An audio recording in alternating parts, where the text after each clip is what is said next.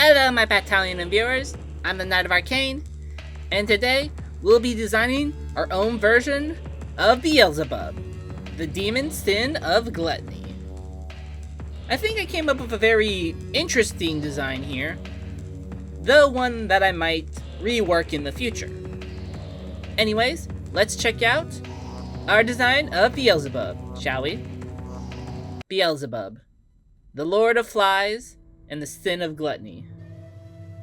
Once a simple angel in heaven, who chose to follow the Morningstar in rebellion, becoming a trusted leader of Lucifer's forces. When the rebels were defeated and cast out, Beelzebub wrapped themselves in their wings to protect themselves as they fell through the earth, plowing deep through the rock, till they stopped soon in what would soon be their ring of hell. Once awakened, they found themselves in a weakened form, their wings gone and very little divine power left. So, Beelzebub started to consume those around them, devouring creatures and broken rebels to help build up their power and strength. Soon, the new Lord of Gluttony had enough, and with the last of their divine power, formed a cocoon around themselves, where inside, they changed into a true devil. Emerging from the cocoon later in their new demonic form, their wings returned, but in a new form.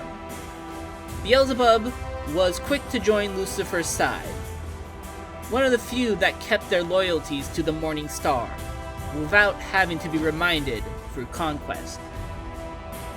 She saw the Prince of Pride's vision for hell, and joined them at the top, having her pick of the truly wicked, gluttonous souls that fell into her lap. The Ring of Gluttony holds their master in high regards, for when Beelzebub is fed well, they're all fed well. One thing that I find a little interesting about Beelzebub is they're technically the first version of the devil that I, in a way, heard about and or knew about. Like, I've probably heard, the devil be used a few times as a child, and probably also a few Satan times, but the first time I really heard Beelzebub is technically through Digimon with Beelzemon and Tamers. Doesn't really have much to do with this design, I know, but still something I wanted to bring up.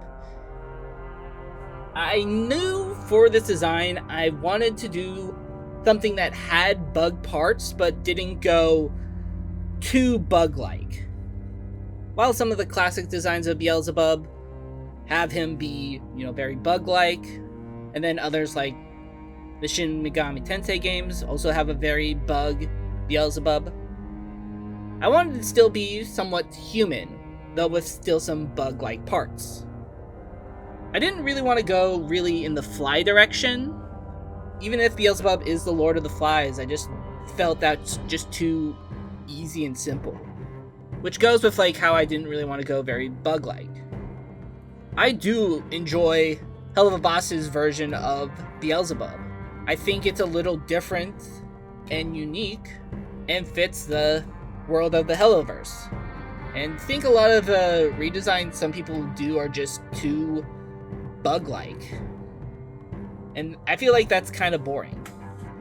I do believe in having bug-like parts, but you should try to push it a little more. To help at least have some bug parts, I gave my Beelzebub 6 set of arms, and making them a little furry. I don't know if it's actual fur of the outfit or their own, who knows. The 4 sets of antennae on the head are inspired by the set of antennae this old drawing of Beelzebub have, though with some moth-like parts at the base, because I thought the design they did was really cool, and they're trying to represent a crown alongside having some actual horns in the back. A cool idea I had was giving her some hair buns as like a nod or reference to like the eyes of the fly, how they're all big and, you know, bulbous. I tried to give them like almost like a net on them to help with that pattern, but wasn't exactly liking how that looked, so didn't. Gave them a big stinger, which is just was very hard to figure out how it should go and where it should go, especially just to still be able to see it, at least in this one. And gave them 2 sets of eyes, kind of like how some bugs have multiple eyes, with the top being very more normal human, but the bottom having that like bug like eye, or like the fly's eyes with like the kind of grid like look. And for their wings, they are actually technically inspired by moth wings, because I wanted to partially inspire my version of Beelzebub off of a moth. Because moths, you know, are notorious for eating through and eating a lot of like clothes and fabrics. So I felt that made a lot of sense for the Lord of Gluttony. Which is also why there's all that fur on them, on their arms and around their neck, and the moth-like details of their antenna. I did make the wings translucent though, like a fly's, to, you know, connect back to that. And on the top half added a skull and crossbones, since that old design that I saw of Beelzebub also had some skulls in them. I know, and they're more fly-like wings, but still. And I thought that was a neat detail, so I decided to include that here. Colors were really hard, I would say. Originally wanted her skin to be orange, since orange is the color associated with Gluttony. Over time, with also adding and trying other colors, the orange didn't really work as a skin tone. So by the end, I'll have a sort of more natural looking-ish skin tone. That's darker and probably has a little bit still of orange tinge to it. For the outfit, I tried a darkish green teal color and was going between it and this dark blue. And went with the blue in the end, since blue and orange are complementary colors that still fit with this different shade of like skin tone. And used some like darker brown gray colors on the more buggy parts like the hands and legs. And was still able to find some parts to put orange, like the stinger and horns. They'll also include some reds in a few places. And also made like the wings, their translucent part, also orange. At the very least, I could still add it there. And it kind of then relates to both butterflies and moths again. I also enjoyed this green that I put around the eyes. It was inspired by the green that I did put for the bodysuit, and tried to do with some leggings that didn't get used in the end. And I think that pop of green around the face just helps bring it all together. The hair, I did try a red, kind of like the eyes of a fly. But in the end, went with a yellow just because it worked together more with the other colors.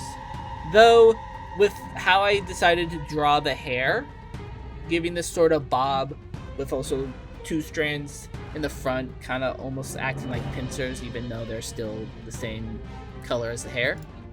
It makes me think of Clover from Totally Spies.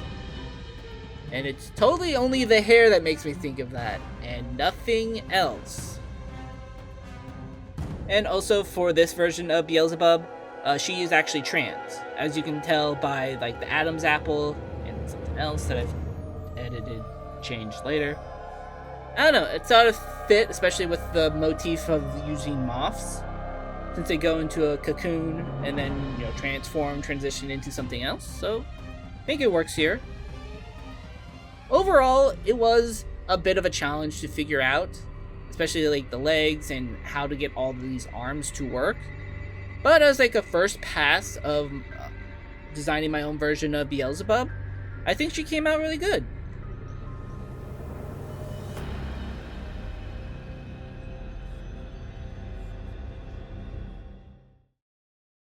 And that was our design of the Sin of Gluttony, Beelzebub.